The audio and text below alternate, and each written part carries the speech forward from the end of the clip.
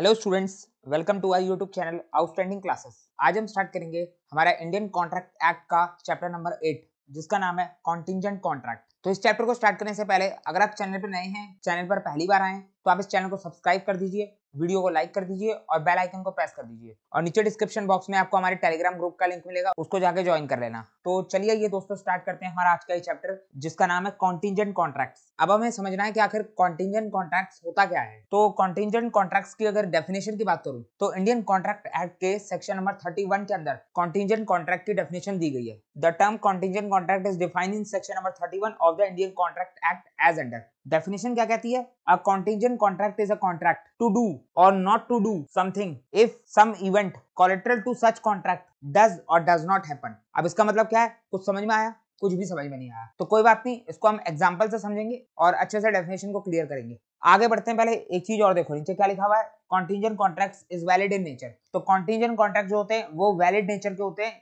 यानी contingent contract हमारे fully enforceable होते हैं। इनको एनफोर्स करवाया जा सकता है। इस टाइप के कॉन्ट्रैक्ट को एनफोर्स कराने के लिए पार्टीज जो है कोर्ट में जा सकती हैं। तो दो बातें हमें पता चल गई। पहली बात, सेक्शन नंबर 31 के अंदर कॉन्टिंजेंट कॉन्ट्रैक्ट की डेफिनेशन दी गई है। दूसरी बात, कॉन्टिंजेंट कॉन्ट्रैक्ट वैलिड नेचर का होता है। अब देखते हैं आखिर कॉन्टिंजेंट कॉन्ट्रैक्ट होता क्या है, उसको हम एग्जांपल के थ्रू समझेंगे। अगर मैं एग्जांपल की बात करूं तो देखो यहाँ पर दो टाइप के कॉन्ट्रैक्ट होते हैं, एक होता है एब्सोल्यूट कॉन्ट्रैक्ट, दूसरा होता है कॉन्टिंजेंट कॉन्ट्रैक्ट। अभी तक हम अपने पिछले चैप्टर्स के अंदर जितने भी कॉन्ट्रैक्ट पढ़ के आए वो सभी एब्सोल्यूट कॉन्ट्रैक्ट थे। तो अगर बात करें सबसे पहले एब्सोल्यूट कॉन्ट्रैक्ट की, तो एब्सोल्यूट कॉन्ट्रैक्ट का एग्जांपल देखो यहाँ पर दो पार्टीज हैं ए और बी। ए ने बोला बी को कि मैं तुम्हें 1000 रुपीज पे करूंगा, बदले में तुम मेरे लिए एक स्पेसिफाइड जॉब परफॉर्म कर दो। तो बी ने बोला ठीक है, मैं तुम्हारे लिए तुम्हारी स्पेसिफाइड जॉब परफॉर्म कर दूंगा, तुम मुझे बदले में 1000 रुपीज दे देना। तो दोनों के बीच कॉन्ट्रैक्ट बन गया। ए ने ऑफर दिया, बी ने उसको एक्सेप्ट करा। अब अगर कल को ए अपने प्रॉमिस को पूरा नहीं करता, अपने परफॉर्मेंस को पूरा नहीं करता, तो बी उसके खिलाफ कोर्ट में जा सकता है, या फिर बी अपने परफॉर्मेंस को पूरा नहीं करता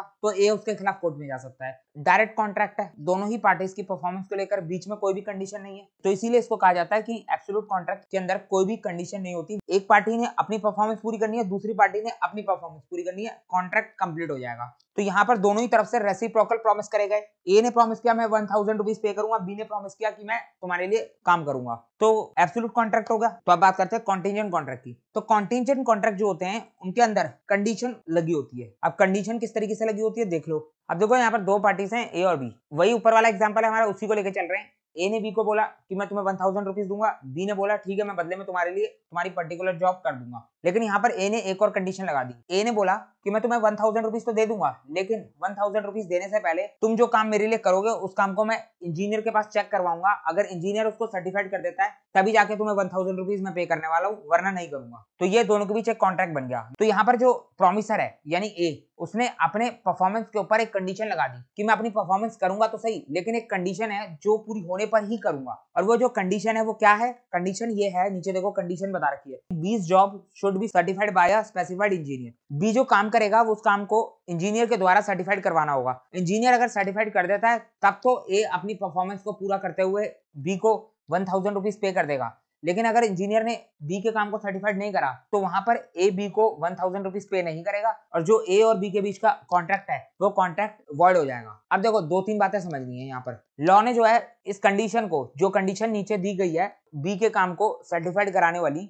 इस कंडीशन को एक नाम दिया है और वो नाम क्या है? Collateral event. कोलेटरल का मतलब हमने पहले भी पढ़ा हुआ है, कोलेटरल का मतलब होता है सपोर्टिंग, जो सपोर्ट कर रहा है हमारे कॉन्ट्रैक्ट को करने में। ए और बी के बीच का कॉन्ट्रैक्ट पूरा तभी होगा जब ये कोलेटरल इवेंट यानी ये जो सपोर्टिंग इवेंट है ये पूरा होगा। अब ये सपोर्टिंग इवेंट पूरा होगा या नहीं होगा वो फ्यूचर पे डिपेंड करता है, क्योंकि ये सपोर्टिंग इवेंट पूरी तरीके से अनसर्टेन है, यानी ये कोलेटरल इवेंट यहाँ पर अनसर्टेन इवेंट होता है। तो यहाँ पर इस कंडीशन को नाम मिल गया कोलेटरल इवेंट। और जो ए और बी के बीच का कॉन्ट्रैक्ट बना है, इस कॉन्ट्रैक्ट को लॉ ने नाम दिया कॉन्टिंजेंट कॉन्ट्रैक्ट। अभी इसको कॉन्टिंजेंट कॉन्ट्रैक्ट क्यों नाम दिया गया है? क्योंकि इस कॉन्ट्रैक्ट के परफॉर्मेंस के ऊपर एक कंडीशन है। अब देखो यहाँ पर ए बी को 1000 रुपीज क्यों दे रहा है? क्योंकि बी ए के लिए काम कर रहा है। अब बी ए के लिए काम क्यों कर रहा है? क्योंकि बी को 1000 रुपीज मिल रहे हैं। तो दोनों ही एक दूसरे के लिए काम कर रहे हैं, उसके बदले दोनों को ही कंसिडरेशन मिल रही है। तो इस कॉन्ट्रैक्ट को तैयार करने में बस एक कंडीशनल इवेंट लगा दिया गया है, जो इवेंट पूरा होगा तो आपका कॉन्ट्रैक्ट कंप्लीट हो जाएगा। तो यहाँ पर ये एक कोलेटरल इवेंट के साथ करा गया कॉन्ट्रैक्ट है और इसी ए और बी के बीच के कॉन्ट्रैक्ट को बोला जाता है कंटिंजेंट कॉन्ट्रैक्ट। अभी भी अगर कोई कंफ्यूजन हो रही है तो कोई बात नहीं, अभी हम और एग्जांपल देखेंगे, आपको अच्छे से क्लियर हो जाएगा। पहले इसको देख लेते हैं। यहाँ पर ये जो एग्जांपल हमने अभी देखा, ये यहाँ पर आपके लिए लिख रखा है, ए एग्रीज टू पे B ₹1000 for doing a particular job. The contract consists of a promise by A to pay ₹1000 and a promise by B to do the specified job. A's promise is the consideration for B and B's promise is the consideration for A. These reciprocal promises together constitute a contract and such contract is absolute and not contingent. तो ये contract हमारे absolute है, contingent नहीं है. But if A promises to pay ₹1000 to B for doing a particular job on the condition that the job should be certified by a specified engineer, तो यहाँ पर condition लगा दी। ए ने बोला कि मैं 1000 तभी पे करूंगा जब बी की जॉब को एक स्पेसिफाइड इंजीनियर सर्टिफाइड करेगा। तो यहाँ पर जो कॉन्ट्रैक्ट है वो कौन सा कॉन्ट्रैक्ट बन गया? Contingent contract. The contract becomes contingent. In this case the event namely certification by the engineer is a collateral और इंसिडेंटल टू द कॉन्ट्रैक्ट। तो ये जो इवेंट है, इवेंट कौन सा है? Certification by the engineer. इसी इवेंट को हम कौन सा इवेंट बोलते हैं? कोलेटरल या फिर इंसिडेंटल इवेंट। और ये कोलेटरल किस चीज का है? हमारे कॉन्टिंजेंट कॉन्ट्रैक्ट का कोलेटरल है। तो इसीलिए बोला गया कोलेटरल और इंसिडेंटल टू द कॉन्ट्रैक्ट। कौन सा कॉन्ट्रैक्ट? Contingent contract. आगे क्या लिखा है? And does not becomes a part of the contract as a reciprocal promise. अभी इस लाइन को छोड़ो, इसका मतलब अभी आगे हम समझेंगे। नीचे देखो, hence although B accomplish the job he can not enforce the contract until his work is certified. तो यहाँ पर क्या बी अपनी जॉब को पूरा करने के बाद तुरंत ही ए से पैसा क्लेम कर सकता है?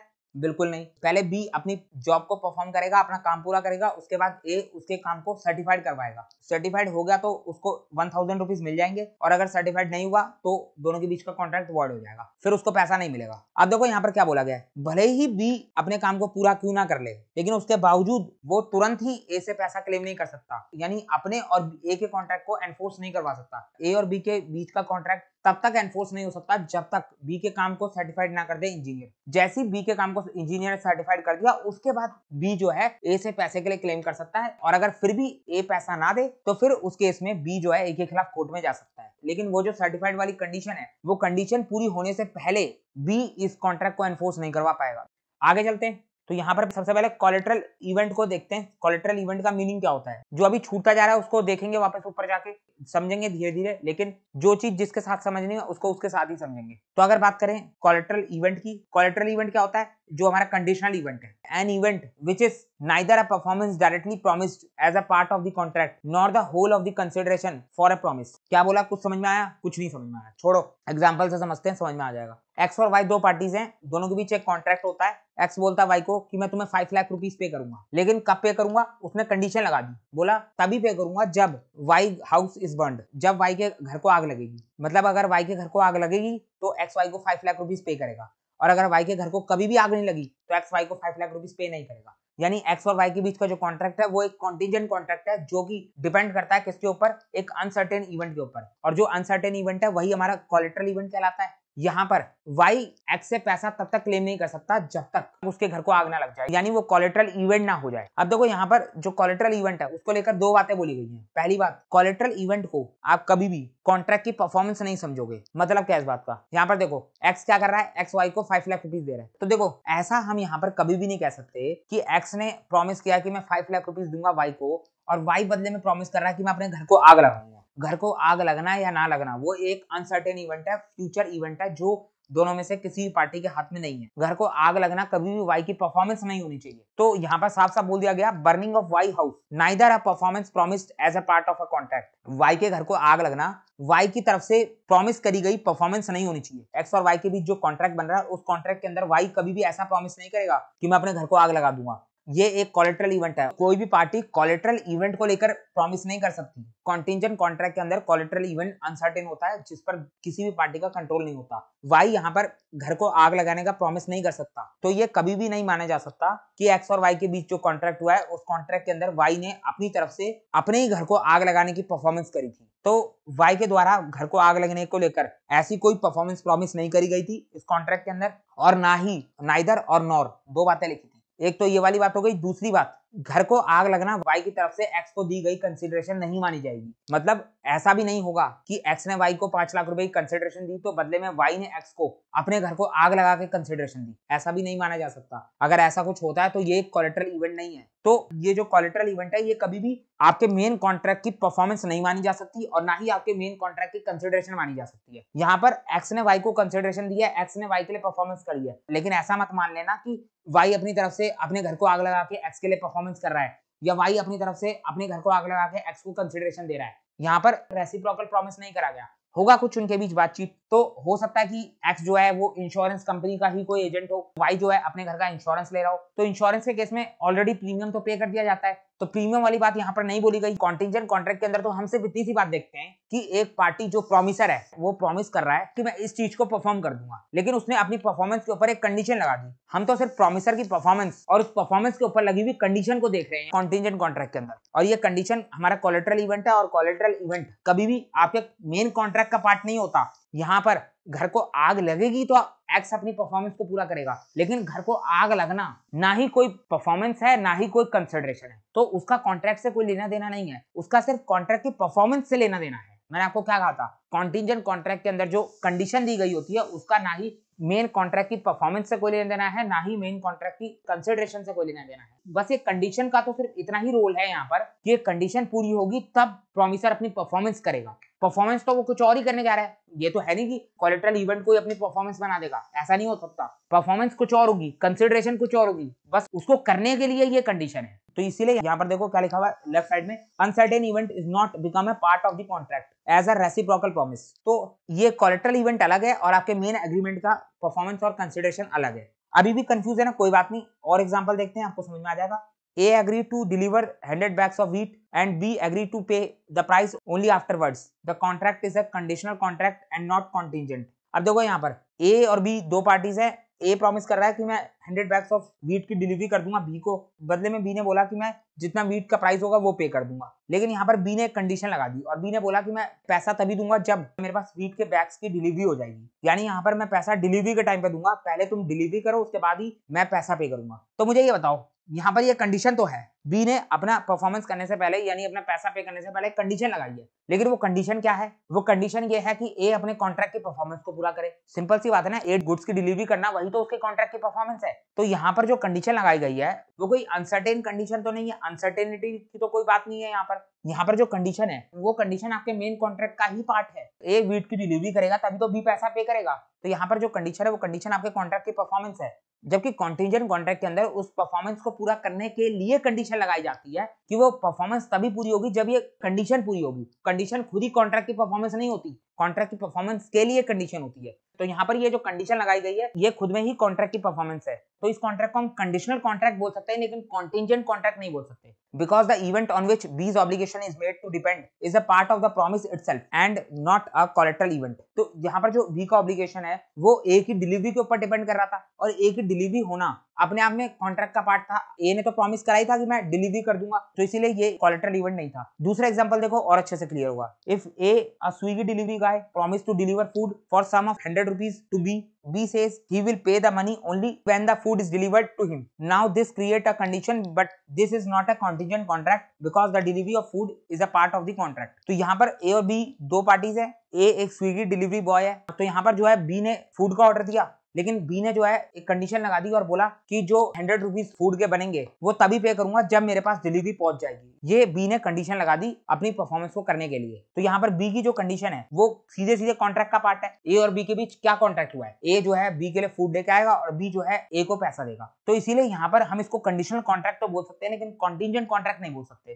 क्योंकि delivery of food is a part of the contract. एक और एग्जांपल देखो और अच्छे से क्लियर हो जाएगा। A agreed to construct a swimming pool for B for rupees 2 lakh and B agreed to make the payment only on the completion of the swimming pool. It is not a contingent contract. That is, construction of the swimming pool is directly connected with the contract. तो यहाँ पर A ने बोला B से कि मैं तुम्हारे लिए जो है एक स्विमिंग पूल प्लान करके दे दूंगा 2 लाख रुपए में। B ने बोला ठीक है, मैं भी 2 लाख रुपए की तुम्हें पेमेंट कर दूंगा, लेकिन मैं अपनी परफॉर्मेंस करने से पहले यानी 2 लाख रुपए तुम्हें देने से पहले कंडीशन लगा रहा हूँ कि मैं तुम्हें पेमेंट तभी करूंगा जब मेरा स्विमिंग पूल तैयार हो जाएगा। तो ये कंडीशन जो लगाई गई है, कंडीशन क्या है कि स्विमिंग पूल तैयार होना चाहिए। ये कंडीशन तो आपके कॉन्ट्रैक्ट का ही पार्ट है, कोई भी अलग से कोलेटरल कंडीशन नहीं है। Construction of swimming pool is directly connected with the contract. तो आपको समझ में आ गया। अब चलते हैं वापस वहीं पर अपना कॉन्टिंजेंट कॉन्ट्रैक्ट की डेफिनेशन देखते हैं। उससे पहले देखो यहाँ पर मैंने आपको एक लाइन छुड़वाई थी, in this case the event namely certification by the engineer is a collateral और इंसिडेंटल टू द कॉन्ट्रैक्ट। तो यहाँ पर जो इवेंट था बी के काम को सर्टिफाइड कराने का, ये कोलेटरल इवेंट था। Collateral to the contract. कौन सा कॉन्ट्रैक्ट? जो हमारा कॉन्टिंजेंट कॉन्ट्रैक्ट है, जो मेन कॉन्ट्रैक्ट है उसका कोलेटरल था ये। तो ये इवेंट एक अनसर्टेन इवेंट था, और ये अनसर्टेन इवेंट यानी जो कोलेटरल इवेंट है ये कभी भी does not become a part of the contract as a reciprocal promise. तो ये कभी भी मेन कॉन्ट्रैक्ट का, कॉन्टिंजेंट कॉन्ट्रैक्ट का पार्ट नहीं होगा। डेफिनेशन को देखते हैं ऊपर जाके। अब ये डेफिनेशन हमारी दी गई है सेक्शन नंबर 31 के अंदर। डेफिनेशन क्या कह रही है? A contingent contract is a contract to do और not to do something. Contingent agreement आपका कुछ करने के लिए भी हो सकता है या फिर कुछ ना करने के लिए भी हो सकता है। हमने अपने second chapter offer and acceptance के अंदर ऑफर की डेफिनेशन देखी थी, सेक्शन नंबर 2 क्लॉज ए के अंदर। वहां पर मैंने आपको ऑफर की डेफिनेशन के अंदर बताया था कि हम पॉजिटिव ऑफर भी दे सकते हैं और नेगेटिव ऑफर भी दे सकते हैं। यानी हमारा जो कॉन्ट्रैक्ट है वो कुछ करने के लिए भी हो सकता है और कुछ ना करने के लिए भी हो सकता है। एक्ट और एब्स्टिनेंस के बारे में हमने पढ़ा था। तो आपका कॉन्ट्रैक्ट कुछ करने को लेकर भी हो सकता है, कुछ ना करने को लेकर भी हो सकता है। लेकिन ये जो कॉन्ट्रैक्ट है इसकी परफॉर्मेंस जो है वो एक इवेंट के ऊपर डिपेंड करती है। क्या लिखा हुआ है? If some event collateral to such contract. ये जो इवेंट है ये कोलेटरल है टू सच कॉन्ट्रैक्ट। कौन सा सच कॉन्ट्रैक्ट है? जो आपका कॉन्टिंजेंट कॉन्ट्रैक्ट है, यानी जो आपका मेन कॉन्ट्रैक्ट है उसका कोलेटरल है ये इवेंट। ये इवेंट अनसर्टेन है। अब ये इवेंट डज और डज नॉट हैपन। अब देखो क्या कह रहा है, कोलेटरल इवेंट है, इसके अंदर हम दो कंडीशन लगा सकते हैं। पहली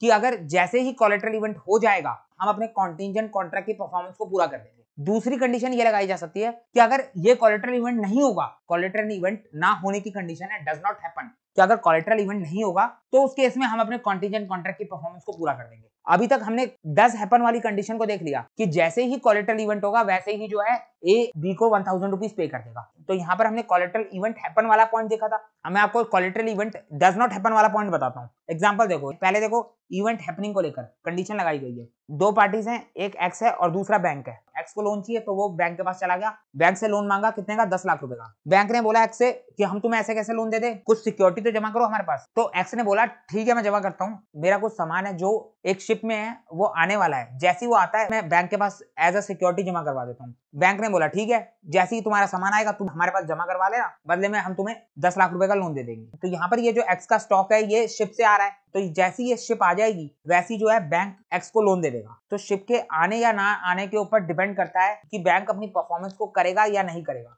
सिंपल सी बात है, बैंक अपनी परफॉर्मेंस को तभी करेगा यानी एक्स को लोन तभी देगा जब शिप आएगी। शिप आएगी तो सामान एज अ सिक्योरिटी जमा होगा। और अगर मान लो शिप आती ही नहीं है, शिप डूब जाती है, डिस्ट्रॉय हो जाती है, कुछ हो जाता है, रास्ते में सामान गायब हो जाता है, तो उस केस में क्या होगा? बैंक जो है अपनी परफॉर्मेंस को पूरा नहीं करेगा। तो बैंक ने कंडीशन लगा दी, एक्स के साथ कॉन्ट्रैक्ट जरूर करा, लेकिन कॉन्ट्रैक्ट करते समय कंडीशन लगा दी कि मैं अपने परफॉर्मेंस को तभी पूरा करूंगा जब ये शिप आ जाएगी, मेरे पास सामान एज अ सिक्योरिटी जमा हो जाएगा। तो ये जो शिप का आना है ये एक कोलेटरल इवेंट है, और ये कोलेटरल इवेंट पूरा होते ही कोलेटरल इवेंट हैपेंस, बैंक अपनी परफॉर्मेंस को पूरा कर देगा। तो एक्स और बैंक के बीच का कॉन्ट्रैक्ट एक कॉन्टिंजेंट कॉन्ट्रैक्ट है और शिप का आना एक कोलेटरल इवेंट है जो कि अनसर्टेन है। तो हैपनिंग का एग्जांपल हो गया ये। अब नॉन हैपनिंग का एग्जांपल देखो, एक पर्सन है एक्स, उसका कहीं से बहुत सारा स्टॉक आ रहा है, कीमती सामान आ रहा है शिप में। अब वो सामान आ तो रहा है लेकिन बहुत दूर है। अभी एक्स को डर लग रहा है कि कहीं ऐसा ना हो कि रास्ते में मेरा सामान डूब जाए, शिप ही डूब जाए, चोरी हो जाए, कुछ भी हो जाए। तो उसको अपने सामान को लेकर डर लग रहा है। वो जाता है फटाफट इंश्योरेंस कंपनी के पास और जाकर कहता है कि मेरा कुछ सामान है उसका इंश्योरेंस मुझे करवाना है क्योंकि मुझे उसके डिस्ट्रॉय होने का डर लग रहा है। इंश्योरेंस कंपनी ने कहा कोई बात नहीं, हम कर देते हैं इंश्योरेंस। तो इंश्योरेंस कंपनी ने एक्स के स्टॉक का इंश्योरेंस कर दिया। अब देखो स्टॉक के इंश्योरेंस होने का मतलब क्या है कि अगर एक्स के सामान को कुछ होता है तो इंश्योरेंस कंपनी एक्स को कंपनसेशन दे देगी। तो यहाँ पर इंश्योरेंस कंपनी ने अपनी परफॉर्मेंस को करने के लिए एक कंडीशन लगा दी, और वो कंडीशन क्या है कि इंश्योरेंस कंपनी एक्स को कंपनसेशन तभी देगी यानी अपनी परफॉर्मेंस को तभी पूरा करेगी जब ये शिप नहीं आएगी। अगर ये शिप आ जाती है, सेफली अराइव हो जाती है एक्स के पास, तो उस केस में इंश्योरेंस कंपनी को तो कोई पैसा पे नहीं करना पड़ेगा। इंश्योरेंस कंपनी को पैसा तभी पे करना पड़ेगा, अपनी परफॉर्मेंस को तभी पूरा करना पड़ेगा जब शिप नहीं आती। तो यहाँ पर कंडीशन क्या है? एक्स और इंश्योरेंस कंपनी के बीच का कॉन्ट्रैक्ट तभी पूरा होगा, इंश्योरेंस कंपनी परफॉर्मेंस तभी होगी जब शिप नहीं आती है। तो कोलेटरल इवेंट नॉन हैपनिंग को लेकर कंडीशन है यहाँ पर, शिप का ना आना, नॉन हैपनिंग होना इवेंट का। उसी केस में इंश्योरेंस कंपनी और एक्स के बीच का कॉन्ट्रैक्ट एनफोर्सेबल होगा। तो समझ में आ गया? जो कोलेटरल इवेंट है उसकी हैपनिंग को लेकर भी आप कंडीशन लगा सकते हो या उसकी नॉन हैपनिंग को लेकर भी आप कंडीशन लगा सकते हो। डिपेंड करता है किस चीज को लेकर आप कॉन्ट्रैक्ट कर रहे हो। कई बार जो है कॉन्टिंजेंट कॉन्ट्रैक्ट पढ़ते समय आपको ऐसा लगेगा कि जो वेजरिंग एग्रीमेंट था वो कुछ सिमिलर है इस कॉन्टिंजेंट कॉन्ट्रैक्ट से, लेकिन मैं आपको बता देता हूँ दोनों के बीच एक बहुत बड़ा कॉन्सेप्चुअल डिफरेंस है, जो कि है इंश्योरेबल इंटरेस्ट। वेजरिंग एग्रीमेंट के अंदर जो हमारा अनसर्टेन इवेंट था उसको लेकर हमारा कोई भी इंश्योरेबल इंटरेस्ट नहीं था, हमें सिर्फ अपनी बेटिंग अमाउंट से लेना देना था। लेकिन यहाँ पर कॉन्टिंजेंट कॉन्ट्रैक्ट के अंदर हमारा इंटरेस्ट जो है इस मेन कॉन्ट्रैक्ट के ऊपर भी है और साथ के साथ इस कोलेटरल कॉन्ट्रैक्ट के ऊपर भी है। तो यहाँ पर हमारा इंश्योरेबल इंटरेस्ट प्रेजेंट होता है, जबकि वेजरिंग एग्रीमेंट के अंदर हमारा इंश्योरेबल इंटरेस्ट नहीं होता। बाकी और भी कई डिफरेंस होते हैं कॉन्टिंजेंट कॉन्ट्रैक्ट और वेजरिंग एग्रीमेंट के अंदर, जो कि हम अलग से बाद में डिस्कस करेंगे। चैप्टर के एंड में जो है हम कॉन्टिंजेंट कॉन्ट्रैक्ट और वेजरिंग एग्रीमेंट का डिफरेंस बिटवीन देखेंगे, वहां पर हम सभी पॉइंट्स को डिस्कस करेंगे। आगे देखो, हमने पढ़ा था एब्सोल्यूट कॉन्ट्रैक्ट और कॉन्टिंजेंट कॉन्ट्रैक्ट। एब्सोल्यूट कॉन्ट्रैक्ट क्या होता है? An absolute contract is one where the promisor perform the contract without any condition. Absolute contract के अंदर कोई कंडीशन नहीं होती, जबकि अगर बात करें हम कॉन्टिंजेंट कॉन्ट्रैक्ट की, however if the promisor bind himself to perform the contract only on the happening or non happening of an uncertain event, तो यहाँ पर प्रोमिसर अपनी परफॉर्मेंस के ऊपर खुद रिस्ट्रिक्शन लगा रहा है कि वो अपनी परफॉर्मेंस तभी पूरी करेगा जब वो अनसर्टेन इवेंट या तो हैपनिंग होगा या नॉन हैपनिंग होगा, जैसी कंडीशन होगी उसके हिसाब से। अब ये इवेंट हैपनिंग और नॉन हैपनिंग को लेकर हमें बहुत डिटेल में बात करनी है, अभी आप इसके लिए परेशान मत हो, अभी हमें आगे कॉन्टिंजेंट कॉन्ट्रैक्ट के रूल्स देखने हैं, वहां पर हमें इस हैपनिंग और नॉन हैपनिंग के ऊपर ही बात करनी है। तो अभी अगर आपको कोई कंफ्यूजन है तो वहां पर आपको ये क्लियर हो जाएगा। तो ये जो अनसर्टेन इवेंट है ये कोलेटरल है टू द कॉन्ट्रैक्ट, जो हमारा कॉन्टिंजेंट कॉन्ट्रैक्ट है उसका कोलेटरल है ये। The contract is said to be contingent. तो इस टाइप के कॉन्ट्रैक्ट जो है आपके कॉन्टिंजेंट कॉन्ट्रैक्ट कहलाते हैं। तो क्लियर हो गया, समझ में आ गया, हमने ये देख लिया सब कुछ। आगे बढ़ते हैं, कोई डाउट हो तो कमेंट सेक्शन में कमेंट करके पूछ लेना। अब बात करें, if you look at the contract of insurance, indemnity और guarantee, they have one thing in common, they create an obligation on the promisor if an event which is collateral to the contract does or does not happen। तीन type के contract बता रखे हैं, contract of insurance, contract of indemnity और contract of guarantee. तीनों type के contract के अंदर बोला गया एक बात कॉमन होती है कि जो प्रोमिसर का ऑब्लिगेशन है वो तभी अराइज होता है यानी क्रिएट होता है जब कोई एक कोलेटरल इवेंट या तो हैपनिंग होगा या तो नॉन हैपनिंग होगा। बात वही है, यहाँ पर भी वही बात बोली गई है, यही बात हम अभी देख कर आए हैं। तो ये जो हमारा कॉन्ट्रैक्ट ऑफ इंश्योरेंस होता है, कॉन्ट्रैक्ट ऑफ इंडेमनिटी होता है, कॉन्ट्रैक्ट ऑफ गारंटी होता है, ये तीनों ही आपके कॉन्टिंजेंट कॉन्ट्रैक्ट के एग्जांपल हैं। यहाँ पर भी सेम वही सिचुएशन आती है, वही चीज होती है जो कॉन्टिंजेंट कॉन्ट्रैक्ट के अंदर होती है, जो हमने अभी तक देखी है। एग्जांपल देखो इसका, अगर मैं इंश्योरेंस के कॉन्ट्रैक्ट की बात करूं तो इंश्योरेंस का कॉन्ट्रैक्ट अभी हमने देखा है, एक्स अपने स्टॉक का इंश्योरेंस कराने गया था इंश्योरेंस कंपनी के पास, तो इंश्योरेंस के कॉन्ट्रैक्ट तो हमारे कॉन्टिंजेंट होते ही हैं, ये तो हमने देख ही लिया। और इंश्योरेंस का कॉन्ट्रैक्ट ही हमारा इंडेमनिटी का कॉन्ट्रैक्ट होता है। इंडेमनिटी का कॉन्ट्रैक्ट में कुछ अलग नहीं होता है। इंडेमनिटी का कॉन्ट्रैक्ट की अगर मैं बात करूं तो इंडेमनिटी का मतलब क्या होता है? Indemnity means security against loss. तो इंश्योरेंस के कॉन्ट्रैक्ट में भी तो यही होता है कि जो भी लॉस होगा उसके अगेंस्ट आपको सिक्योरिटी प्रोवाइड करवाई जाती है, आपका जो भी नुकसान होता है उसकी भरपाई इंश्योरेंस कंपनी कर देती है। तो वही बात यहाँ पर भी होती है। और to make good the loss, तो आप इसको ऐसा भी कह सकते हो कि आपका जो लॉस होगा उसको गुड कर दिया जाएगा, यानी जो आपका लॉस होगा उसको सही कर दिया जाएगा। सही कैसे होगा? आपको कंपनसेशन पे कर दिया जाएगा, या फिर आप इसको इस तरीके से भी कह लो, to compensate the party who has suffered some losses. Contract of insurance is the best example to understand the contract of indemnity, where the insurance company made the contract with their client that they will bear the loss if client will suffer any loss। तो contract of insurance भी हमारा contract of indemnity होता है। तो दोनों ही जो है contingent contract है। car insurance is also an example of indemnity। Guarantee का कॉन्ट्रैक्ट भी अभी हम देख चुके हैं, एक्स किया था बैंक के पास लोन लेने के लिए, वहां पर भी बैंक ने गारंटी मांगी थी, तो वो भी गारंटी का कॉन्ट्रैक्ट था। और गारंटी का कॉन्ट्रैक्ट भी हमारा कॉन्टिंजेंट कॉन्ट्रैक्ट ही होता है। तो फिर भी एक बार एग्जांपल देख लेते हैं कॉन्ट्रैक्ट ऑफ गारंटी का। तीन पार्टी है यहाँ पर, ए, बी और सी। एक दिन सी को जो है पैसों की जरूरत पड़ी, तो वो गया बी के पास लोन लेने के लिए। बी के पास जाकर उसने बोला कि मेरे को 10,000 रुपए की जरूरत है, तो मुझे 10,000 रुपए तू लोन के तौर पे दे दे। बी ने मना कर दिया, बी ने बोला मैं नहीं देता, मेरे को तेरे पे भरोसा नहीं है, तू वापस नहीं करेगा। तो सी ने बोला मैं कर दूंगा, तू मेरे पे भरोसा रख, मैं वापस कर दूंगा, मैं कह रहा हूँ मैं वापस कर दूंगा। बी ने मना कर दिया, बी ने बोला नहीं नहीं मुझे तेरे पे भरोसा नहीं है, तुझे अगर 10,000 रुपए चाहिए तो तू किसी की गारंटी लेकर आ, कोई तेरे लिए गारंटी देगा तभी मैं तेरे को 10,000 रुपए दूंगा। तो सी गया ए के पास, सी और ए जो है काफी अच्छे दोस्त है, तो सी ने ए के पास जाके बोला कि मुझे लोन चाहिए और बी मुझे लोन देने से मना कर रहा है, एक काम कर तू मेरे लिए गारंटी दे दे। ए ने बोला चल ठीक है मैं तेरी मदद कर देता हूँ। ए जो है थोड़ा सा एरिया में रेप्यूटेड पर्सन था, उसकी थोड़ी सी इज्जत थी एरिया के अंदर, तो ए बी के पास गया और जाकर बोला कि यार सी को लोन दे दे, इसकी गारंटी मैं लेता हूँ, अगर ये पैसा टाइम पे नहीं पे करेगा तो मेरे से ले लेना पैसा, मैं दे दूंगा। अब बी को ए पे तो भरोसा था कि ए वापस कर देगा पैसे को, अगर ए गारंटी ले रहा है सी की तो ठीक है, बी ने सी को पैसा दे दिया। तो यहाँ पर ए के रिक्वेस्ट पे बी ने सी को 10,000 रुपीज का लोन दे दिया। तो यहाँ पर ए बी सी तीनों पार्टीज के बीच एक कॉन्ट्रैक्ट बन गया, जिसको बोलते हैं हम कॉन्ट्रैक्ट ऑफ गारंटी, जिसमें हम बी को बोलते हैं क्रेडिटर, जिसको पैसा देना होता है वो हमारा क्रेडिटर होता है, तो यहाँ पर बी को पैसा वापस करना है, तो बी हमारा क्रेडिटर है। सी कौन है? सी है यहाँ पर डेटर। डेटर कौन होता है? जिससे पैसा लेना होता है। अब इस डेटर को यहाँ पर नाम दिया गया प्रिंसिपल डेटर। प्रिंसिपल डेटर क्यों बोला है? क्योंकि इसकी फर्स्ट लायबिलिटी बनती है, यानी इसकी प्रिंसिपल लायबिलिटी है। पहले पैसा वापस करने की लायबिलिटी किसकी है? सी की। अगर सी नहीं करता तो सेकेंडरी लायबिलिटी ए की बनेगी, लेकिन प्राइमरी लायबिलिटी किसकी है? सी की। तो इसीलिए सी को बोला जाता है प्रिंसिपल डेटर। और यहाँ पर ए कौन है? ए है जिसने गारंटी ली है, तो वो कहलाता है हमारा श्योरिटी। आप इसको श्योरिटी कहो या फिर जो है सेकेंडरी डेटर भी कह सकते हो। अगर सी पैसा नहीं देता तो फिर उस केस में ए पैसा देगा। तो ये होता है हमारा कॉन्ट्रैक्ट ऑफ गारंटी। अब देखो इस केस में भी जो है एक कॉन्टिंजेंट कॉन्ट्रैक्ट बन रहा है। किसके बीच बन रहा है? बी और सी के बीच। बी ने बोला है कि मैं सी को 10,000 रुपीज तो दे दूंगा, यानी मैं अपनी परफॉर्मेंस तो पूरी कर दूंगा, लेकिन कब करूंगा?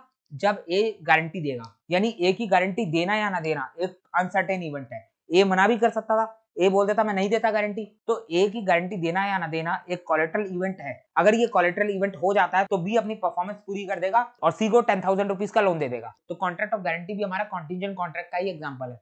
तो समझ में आ गया आपको? आगे चलते हैं। तो ये सब हमने देख लिया। अब देखते हैं इसेंशियल्स ऑफ कॉन्टिंजेंट कॉन्ट्रैक्ट।